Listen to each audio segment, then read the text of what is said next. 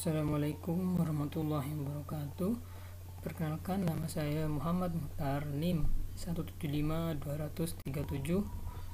Di sini saya akan mengambil tema yang modul 3, yaitu tentang siklus persediaan, penggunaan, dan pembayaran utang usaha. Selanjutnya, di sini kita masuk pada kertas kerja yang pertama, yaitu ini. Baik, kita mulai kertas kerja yang pertama, prosedur audit. Nah, di sini salah satu cara untuk meyakinkan nilai persediaan pertanggal neraca adalah dengan melakukan pengambilan persediaan. Hal-hal yang perlu diperhatikan dalam pengambilan persediaan yaitu sebagai berikut. Di sini kalau kita ngerjakan berarti kita centang, kalau enggak berarti kita strip kayak gini. Nah, contoh yang enggak ini ada pelajari instruksi perhitungan persediaan perusahaan dan nilai kelayakannya. Di sini saya enggak kerjakan berarti enggak. Terus minta daftar posisi persediaan yang mencakup nama barang, lokasi, kualitas, dan harga pertanggal pengambilan persediaan.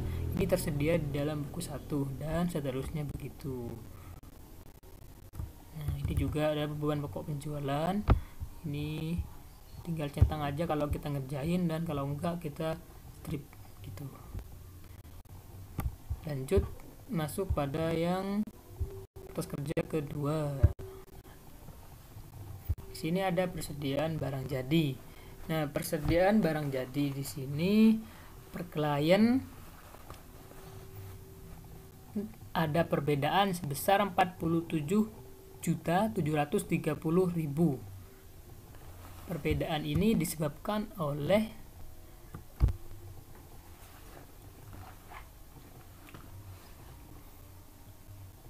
itu bisa dilihat di keterangannya. Nah, di sini ada koreksi atas pemberian persediaan promosi. Kalau kita lihat di dalam buku 1 di sini, nah di sini ada keterangannya. Barang jadi Rukofin 2000 konsinyasi. Nah, berarti di sini kita kalikan sebanyak 2000. Nah, di sini dikurangi 2000 di sini dikali harga satuan 15, 9, 10.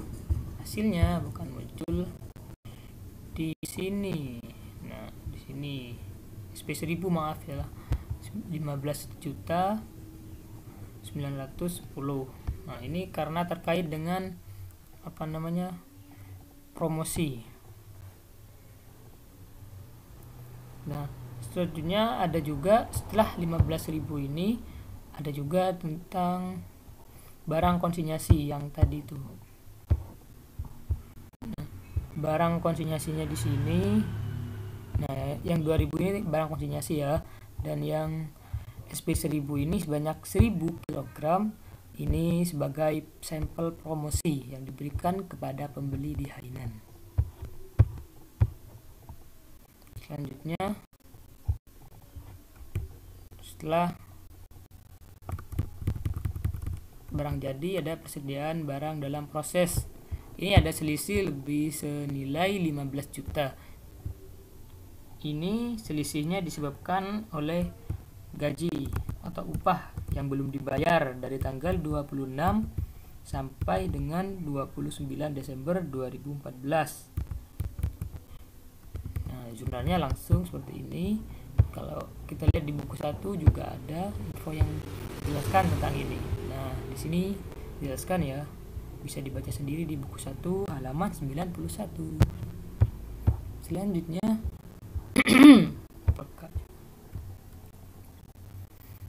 nah, persediaan bahan baku juga ada selisih lebih senilai 8 juta yang disebabkan oleh adanya pembelian tanggal 29 Desember dari PT Delta yang belum diterima faktur pajaknya. Mari kita lihat jurnalnya di sini nomor 3. Nah, belum dicatat ya. Jika kita lihat lagi di buku satunya, di sini belum dibukukan sebesar 8.800.000, sudah termasuk PPN ya. Nah, masuk lagi di sini yang keempat. Selanjutnya ada persediaan bahan penolong. Referensinya nanti lihat di indeks F4. Di sini ada selisih kurang senilai 11 juta. Ini disebabkan oleh karton box yang terendam banjir. Nah, kita lihat jurnalnya, karton box yang terendam banjir. Nah, ini dia beban produksi tak langsung lain-lain ya typo guys, maaf, kita benerin dulu. Nah, lain-lain 11 juta untuk mencatat kerusakan bahan penolong. Terus kesimpulannya, jadi menurut pendapat kami itu saldo persediaan telah disajikan secara wajar dan sesuai dengan standar akuntansi yang berlaku umum. Lanjut kita masuk ke persediaan per itemnya, dimulai dari F1 yaitu F1 itu persediaan bahan baku. Persediaan barang jadi. F1 ini ada perbedaan di Rukovin SP500 senilai 31.820. Ini SP500 yang terkait dengan barang konsinyasi. Ini jurnalnya. Nah, ditambah kan, nah ini barang konsinyasinya ini guys, barang konsinyasinya 31.820.000. Ini SP500 dan juga ada lagi di SP1000. Nah, ini yang tadi saya bilang di sini yang terkait dengan promosi atau sampel. Jadi Rukovin SP1000 ini ada senilai 1000 kg yang dijadikan sebagai sampel guys. Nah, selanjutnya kita hitung. Di sini nilainya 628.445.000 dikurangi karena di sini adanya konsinyasi, jadi otomatis kan barangnya keluar kan, meskipun itu ada di kita, meskipun barangnya itu belum laku, tapi kan itu kan nggak ada di gudang kita, ada di toko orang lain gitu. Jadi dikurangin menjadi per audit 596.625.000. Lalu kita lakukan cross voting. Votingnya di ini cross votingnya sama, voting ke samping sama, dan Rukovin SP800 sama SP 1500 tidak ada perbedaan. Jadi langsung kita masukkan aja nilainya dari sini, langsung ke loncat sini. Sama juga yang ini. Nah, kita voting dari atas ke bawah, jumlahkan sama, terus dan di sini juga harus sama. Ini sama, dari samping juga sama-sama semua ya. Lanjut ke item yang F2 atau di sini item F2 itu berupa persediaan dalam proses. Di sini ada selisih yang tadi disebutkan oleh gaji pegawainya 4 hari tidak dibayarkan. Nah, gitu. Jadi gaji pegawainya dari tanggal 26 sampai 29 Desember 2017. Itu kan masih sebelum tanggal neraca, jadi harus masukkan di sini 15 juta ya. Langsung jurnalnya juga upah langsung pada hutang yang harus dibayar. Langsung masuk ke indeks yang ketiga F3, yaitu tentang persediaan bahan baku. Di sini ada perbedaan antara per klien sama per auditnya. Setelah dilakukan pemeriksaan fisik tadi ditemukan perbedaan di bahan baku yang bernama polivinil. Di sini per kliennya 24.750.000. Ternyata di pemeriksaan fisiknya berkurang polivinilnya itu. yang disebabkan itu dicuri oleh karyawannya. Jadi uji pengendaliannya tadi itu, pengendalian internalnya itu jelek ya, masih bisa dicuri orang, dicuri karyawan loh. Nah begini, langsung yang dicuri ya, jurnalnya bahan produksi tak langsung 1.350.000 pada persediaan bahan baku. Selanjutnya di sini dari nama bahan bakunya PS. Ini karena bahan baku dari PT Delta. Iya, yang tadi di sini bahan baku dari PT Delta belum diterima faktur pajaknya sehingga belum dibukukan sebesar 8.800.000. Ini tetap kita masukkan guys meskipun belum dibukukan. Langsung selisihnya lebih kan ini karena harus dimasukkan. Nah, tambah berarti jadi nilainya guys. Ini langsung kita voting aja, yang nggak ada ini, yang nggak ada perubahan, nilainya kita langsung pindahkan ke per audit, langsung loncat dari sini semuanya, yaitu monomer, polivinil sama oxtan DOP ya. Ini langsung loncat ke per audit, sama gitu. Nah beda dengan polivinil dan apa nih PS, ini dihitung dulu ya, ini yang polivinil dikurangin dulu jadi segini, terus yang ini juga ini ditambah ya yang PS jadi segini, terus yang EPO, nah EPO ini satu ya, itu lancar ini gak ada perbedaan. Lalu kita lakukan voting lagi jumlah dari sini, dari atas ke bawah urut thread, lalu ketemu nilainya ini. Nah, ini juga di atas ke bawah voting ke atas ke bawah semuanya. Setelah voting ke atas ke bawah, di sini voting juga ke samping. Nah, ke samping harusnya di sini ada, tapi saya nggak buat nasihan votingnya. Tinggal gampang nanti bisa dimasukin. Jadi nanti votingnya di samping ini voting kurang dari itu. Lanjut ke F4. Di sini ada persediaan bahan penolong. Nah, di sini terdapat perbedaan pada karton book yang disebabkan tadi terendam banjir. Jadi gudangnya itu terendam banjir, guys. Daerah rawan banjir. Langsung saja kita masukkan selisihnya yang terendam banjir, yaitu senilai 11 juta. Dan di sini akan mengurangi persediaan karton book yang ada di gudangnya. Jadi dikurangi langsung menjadi 57.838. Nah, selain itu untuk yang bahan yang berupa drum warna, drum polos sama lem itu tidak ada perbedaan, maka saldo perkelainnya langsung kita pindahkan ke per audit. Jangan lupa setiap kali kita melakukan seperti ini harus kita voting dulu dari atas ke bawah, cocokkan, coba tahu ada yang salah gitu. Nah, setelah dicocokkan atas ke bawah, lalu kita ke samping juga, jangan lupa. Nah, udah selesai. Jurnalnya yang tadi, yang banjir itu, ini jurnalnya guys. Selanjutnya kita langsung masuk ke yang ketiga, perhitungan fisik persediaan. Nah, persediaan di sini. Nah, di sini ada bahan baku, bahan penolong, sama persediaan akhirnya.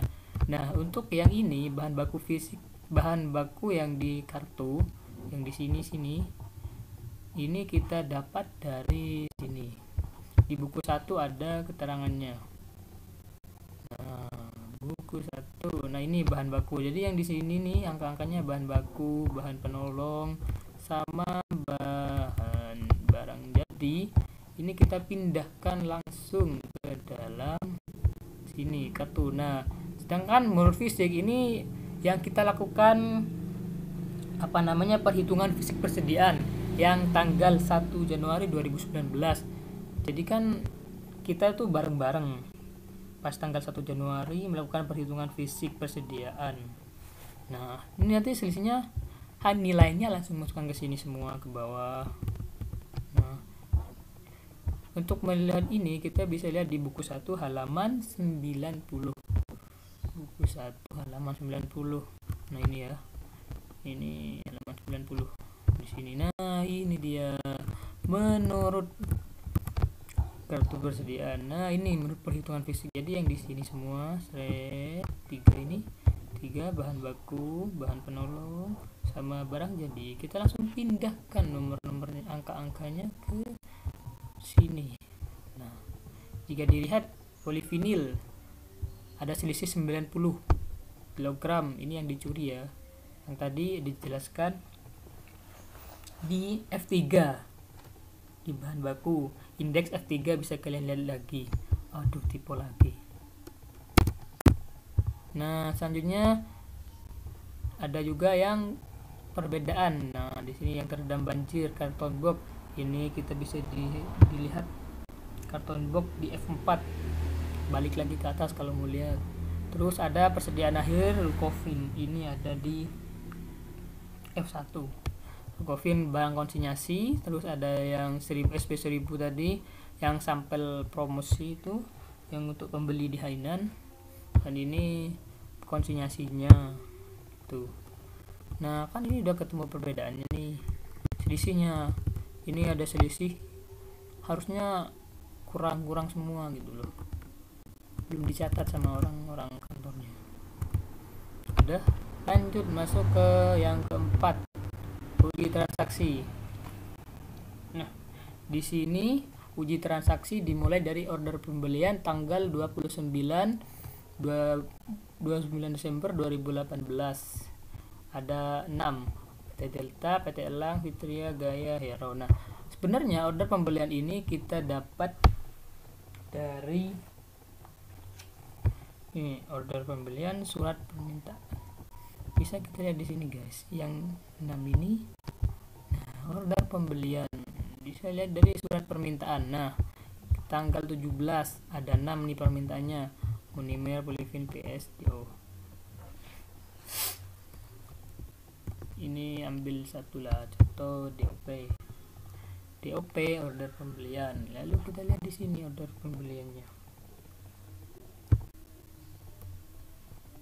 untuk melihat jumlahnya.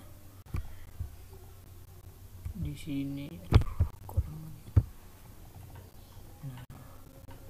nah DOP ini ada 14 ya. Kita lihat lagi DOP contohnya 57.143 kg permintaan pembelian. Nah lalu kita melakukan order pembelian nih, ada DOP ini ketemu DOP 14.286, ada juga 17.857. Nah 25 jika di total ini ada senilai 57.157.147.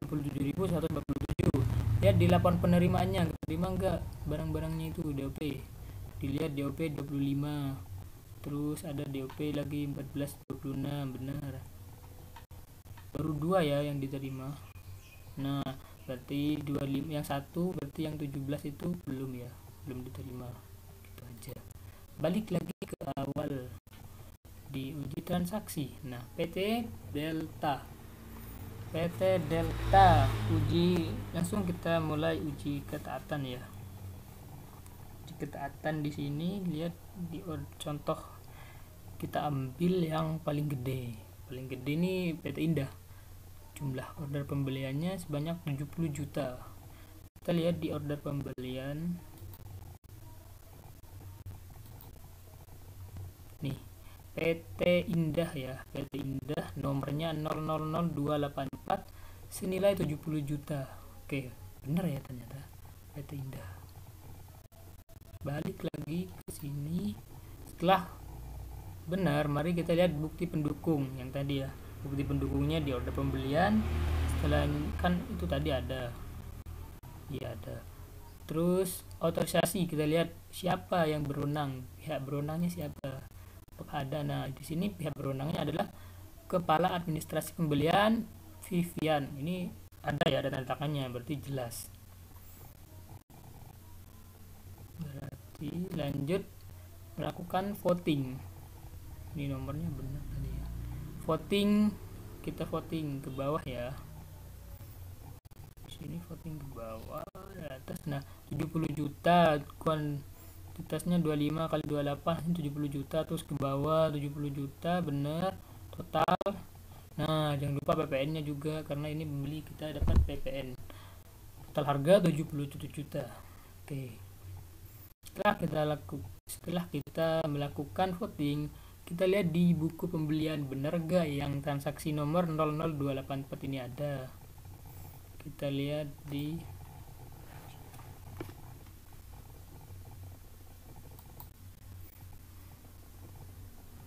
buku pembelian, bener gak ya, ini PT Indah, kok ada PT Indah ya. Nah ini ketemu guys, LPB laporan penerimaan barang pembelian senilai ada ya, tanggal 31 pembelian 77 juta. Kita lihat di laporan penerimaannya adakah laporan penerimaan barang hari 31. Nah PT Indah diterima oleh Wawan, diketahui oleh Utomo, ada, berarti itu real nyata. Pembelian. Terus kita lihat di kartu persediaan yang tadi lagi, mari kita cek. Di sini ada tanggalnya, nomornya jangan lupa 1024 ada. Nah itu persediaan buku besar ini, kita karena di buku ini gak tercantum buku besarnya, kita asumsikan aja udah ada, jadi udah ada ya, cek juga. Nah untuk yang lainnya PT Delta Elang Fitria prosesnya juga sama seperti itu. Jadi kita lihat dulu jumlahnya di sini berapa, nomornya jangan lupa juga.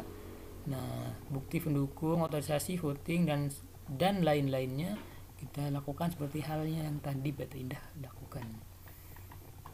Lanjut ke nomor 5, utang usaha. Nah untuk utang usaha ini ada 1, 2, 3, 4, 5, 6, 9 ya. 2, 3, 4, 5, 6, 7, 8, 9 utang. Nah sebelumnya kita lihat dulu di MM1 ya, MM1 di nomor 6 nya konfirmasinya. Nah di sini aja enakan ya, adalah jumlah menurut klien, dan kita waktu itu juga lakukan konfirmasi utang, bener gak yang di buku kita sama yang di buku klien, yang di buku kliennya.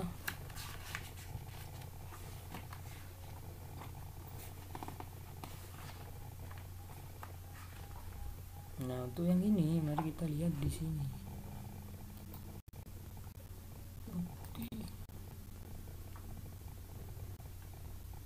Kok yang ini sih macet. Oke. Nah utang usaha di sini PT Berkat punya utang. Nah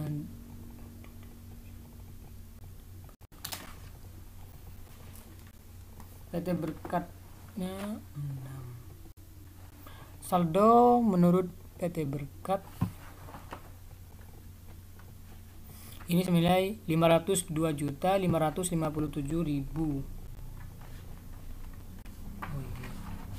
Kita lihat di PT Berkat ini kan ada selisih nih. Kita lihat di sini di buku 2. Nah, ini yang akuntansi yang PT Andalas menyatakan cocok ya, enggak ada pengecualian. Nah, PT Berkat ini pengecualian 990.000 sehingga hitung kami. Jadi ini PT Berkat ini ada salah catat di dia ya, di dia bukan di kita. Di dia di kantornya PT Berkat itu salah catat. Jadi harusnya yang benar segini. Maka kita kurangi aja. Nah, karena ini saldo utang maka dikuranginya di debit ya. Jadi segini. Terus ada yang kita lihat aja yang beda-beda, yang ada perbedaan. kayak di PT Delta sama PT Elang juga. Nah yang lain yang kayak PT Andalas, PT Caraka, terus PT Fitra, PT Gaya, PT Hero, dan PT Indah ini tidak ada perbedaan atau konfirmasinya menurut mereka itu cocok, nggak ada pengecualian. Nih Andalas, terus PT Caraka nggak ada ya. PT Delta ini ada pengecualian. PT Delta pengecualinya 8.800.000 lebih besar. 8.800.000 lebih besar ya. Terus nih berarti kita harus kita tambahkan utangnya karena menurut PT Delta itu lebih gede di PT Delta.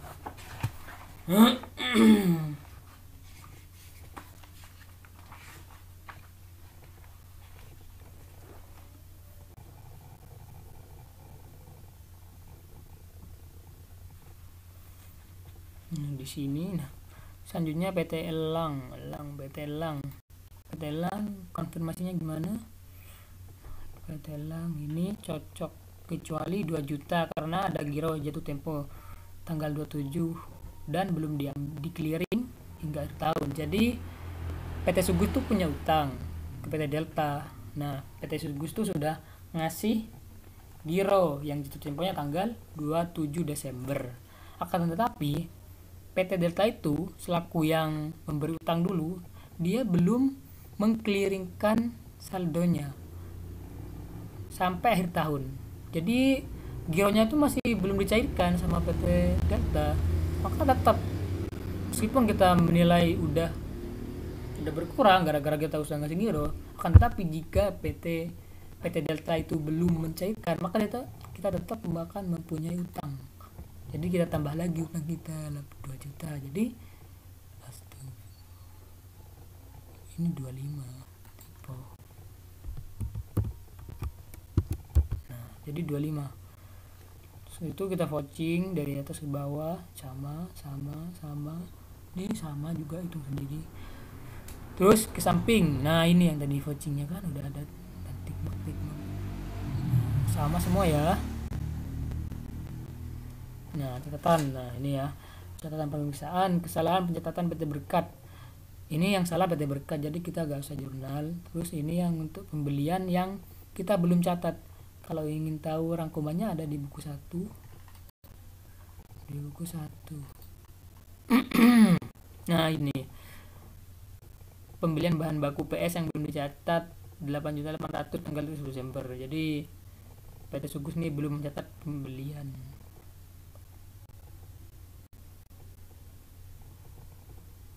Gitu. Selanjutnya ini ada hingga akhir tahun PT Elang belum mengclearing yang tadi. Dia emang berat juga kalau di ngirim giro ini, meskipun kita merasa udah bayar tapi lawannya tidak mencairkan, ya kita tetap punya utang. Karena itu tidak bisa dijadikan sebagai kayak dibayar di muka gitu. Gak bisa dijadikan uang muka gitu. Tentunya kami telah melakukan uji ketaatan untuk pelunasan hutang yang TOC 3. Lihat TOC 3 habis yang tadi ya. Terus melakukan subsequent if payment sampai tanggal 28 ditemukan PT Berkat senilai 501.567 dan PT Delta senilai 38.100.000. Ini subsequent event ini juga sudah ada keterangannya di sini. Nah ini loh pembayaran kas, ini pembayaran masuk. Nah ini dia subsequent event itu maksudnya pemeriksaan saldo setelah tanggal neraca. Jadi di sini ada keterangannya, tinggal masukkan aja. Lanjut 5, 6. Nah setelah yang tadi di sini ada keterangan, kita masukkan ke sini. Yang ini yang 900 selisih yang disebabkan kesalahan pencatatan oleh PT Berkat sendiri. Jadi kodenya RD. Selanjutnya yang CB, contoh yang PT Andalas, di situ ada dia mengkonfirmasi setuju atau sepakat Jadi kita langsung aja pindahkan ke pengeluaran setelah tanggal neraca, itu sama nilainya.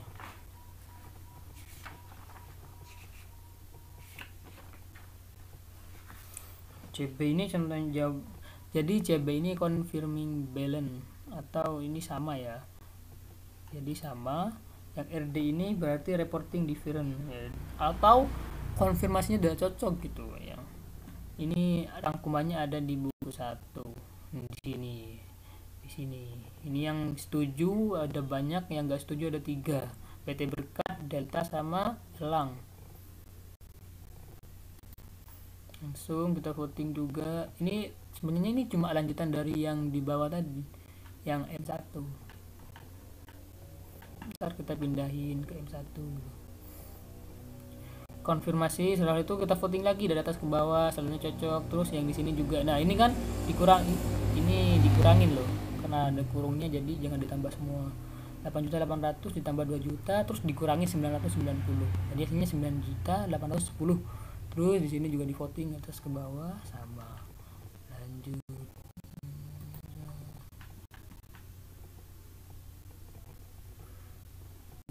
Surat konfirmasi. Ini konfirmasinya yang tadi. Oh iya, udah kita lihat tadi loh. Selanjutnya masuk ke beban pokok penjualan. Nah, di sini yang perlu kita lihat di beban pokok penjualan. Beban pokok penjualan. Persediaan. Nah, ini terdapat perbedaan di persediaan bahan baku akhir 8 juta.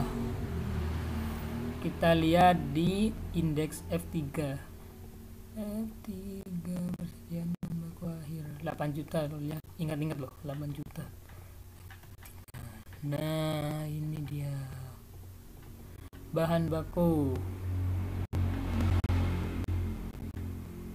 8 juta ya. Ini yang PS tadi ini belum dicatat nih. Senilai 8 juta. Mana tadi? 8 juta. Ini 12,5. Ini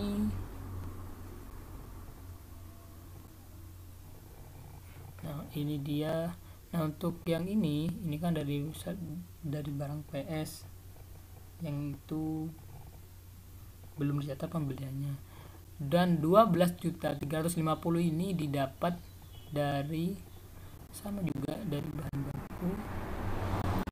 Nah, dari 1.350.000 ini bahan bakunya, terus sama bahan penolong. Bahan penolongnya kita lihat di 4 sini. Nah, bahan penolongnya kan saldo book ini kan berkurang 11 juta gara-gara belanja, jadi 11 juta ditambah dengan 1.350.000 nilainya akan menjadi 12.350.000. Jadi persediaan bahan bakunya itu bertambah terus dikurangi juga.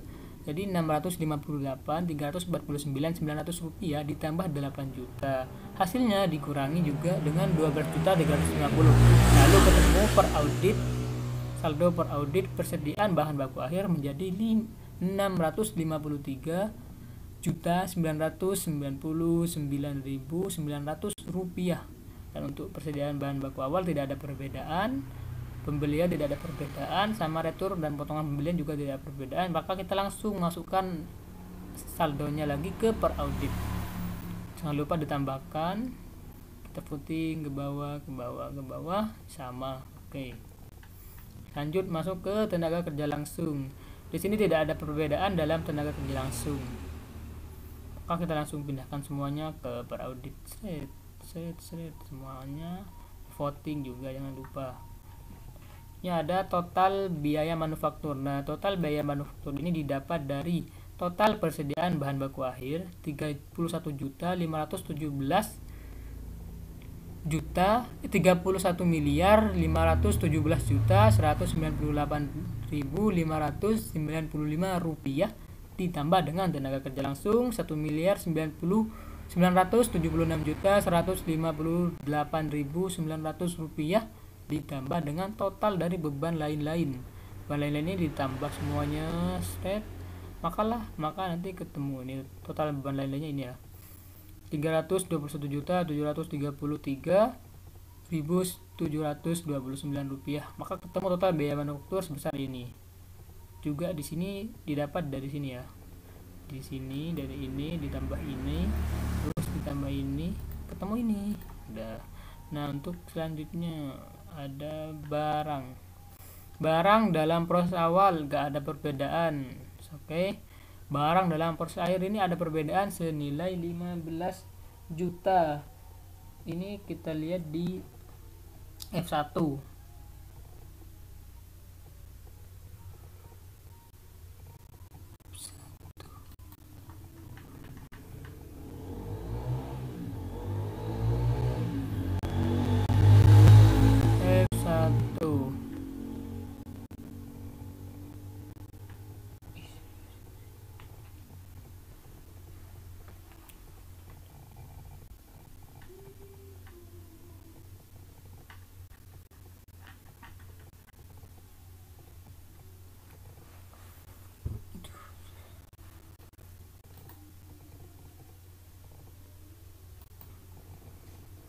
Jadi untuk persediaan barang dalam proses akhir ini ada di sini senilai 15 juta yang upah, terkait dengan upah yang belum digaji selama 4 hari. Nah, ini yang 15 juta kita masukkan ke dalam persediaan barang dalam proses akhir. Nah, kita masukkan dalam barang dalam proses akhir ditambah 5 juta. Jadi saldonya bertambah 15 juta di sini ya. Terus harga pokok barang manufaktur ini didapat dari total biaya manufaktur dari ini, dari sini juga sama aja kan. Ini yang per audit, ini yang per klien. Jadi dari total biaya manufaktur ditambahkan dengan barang dalam proses awal yang ini, terus ditambahkan dengan juga barang dalam proses akhir. Ini tambah ini jadi ini. Begini.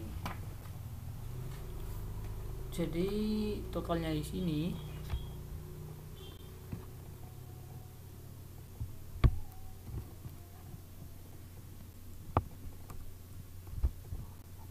bisa kita lihat jumlahkannya segini, sama ya. Nah, jadi di sini ditambahkan ya, total biaya manufakturnya 8 juta tambah 15 jadi 23. Ini turunin juga 12.350 ribunya diturunin, terus ditambahkan jadilah harga pokok barang manufaktur sini. Terus per auditnya gimana? Nah, kita tinggal luruskan lagi totalnya ke samping. Jadi di sini 33 ditambah 8 dikreditkan lagi 12 segini. Voting dari atas ke bawah, voting ke samping, sama semua. Lanjut ke persediaan barang jadi awal. Di sini persediaan barang jadi awal berasal dari harga pokok barang manufaktur. Dari sini harga pokok barang manufaktur ditambah dengan persediaan barang jadi awal ditambah dengan persediaan barang jadi akhir. Dikurangin guys, dikurangin ya. Nah, di sini masukkan. Nah, persediaan barang jadi akhir. Di sini ada perbedaan sebanyak 47.730. Dari manakah ini? Nah, 47 ini yang tadi. Kita lihat di F1. Nah, F1 ya. F1 kita lihat di F1 senilai berapa? 40 juta. Nah, di sini total ya. Totalnya dari Bukofin SP500 yang konsinyasi sama yang buat promosi. Ini yang buat konsinyasi tadi, ini yang buat konsinyasi. Jadi di total dari 47, maka di sini ada selisih pengurangan ya saldo barang ya. Jadi itu ada pengurangan saldo barang jadi senilai 47.700. Kita tambahkan yang tadi 47 juta ke dalam sini. Nah, jadi total harga pokok barang manufaktur 12.350 ditambah 47.730 jadi 60.080. Ke samping masukkan lagi, geser ke samping, shred sama-sama. Oke, lanjut Terangannya, catatan pemeriksaan, kami telah melakukan uji ketaatan complement test TJ3 yang tadi cek satu itu complement test. Terus juga stock take, kita melakukan stock take persediaan pre-sugus 1 Januari. Ini stok persediaan fisiknya dicek 1 Januari, schedule F1 udah. Terus tadi terhadap selisih lebih senilai 8 juta di persediaan bahan baku akhir, selisih 8 juta sisi 12. Sebenarnya ini ngambil dari schedule utama F yang paling awal dari sini. Nah ini kan ketemu. Nah ini jadi ini 1 2 3 4 5 ini dimasukkan langsung ke dalam sini. Nah ini sama, udah selesai. Jangan lupa ya, dibuat oleh Mohtar, ini saya sendiri, nama saya, diperiksa oleh Dimyati, ini selaku manajer Dimyati ya. Tanggal saya ngerjain ini 21 Oktober, tapi rekamannya 22 Oktober. Lanjut ke yang terakhir, uji pisah batas pembelian. Uji pisah batas pembelian. Di sini untuk yang uji pisah batas tanggal 29 jumlahnya sekian. Mari kita lihat uji pisah batasnya. Uji pisah batas pembelian.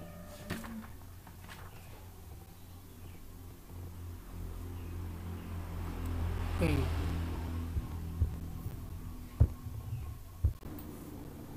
Nah, jadi uji pisah batas ini kita lihat di buku 1 halaman 94. Mari kita lihat buku 1. Jangan lama. Buku 1 halaman 94. Buku 1. Nah, di sini kita lihat, kita cocokkan ya nomornya. Order pembelian, tanggal contoh 00279 tanggal 29 bulan 12 2018 PT Delta sebanyak 20 juta. Kita masukkan ke sini. Tanggal pencatatannya juga di sini. Jadi tanggalnya ini kita cocokkan ya dari sini. Terus di sini. Semuanya sama seperti di dalam buku 1 halaman 94. Di sini PT Delta, yang sebelum tanggal neraca yaitu ada PT Delta, PT Elang, PT Fitra, PT Gaya, PT Hero, PT Indah sampai 00284 nomornya. Lalu yang stok tanggal neraca ada 5. Ada PT Berkat, PT Indah, PT Hero, PT Andalas dan PT Elang. Saldonya sekian. Kita masukkan ke sini. Udah selesai. Jangan lupa terakhir kasih nama pemeriksa sama pembuat terus tanggal. Oke, sekian dari saya Muhammad Mohtar. Atas perhatiannya terima kasih.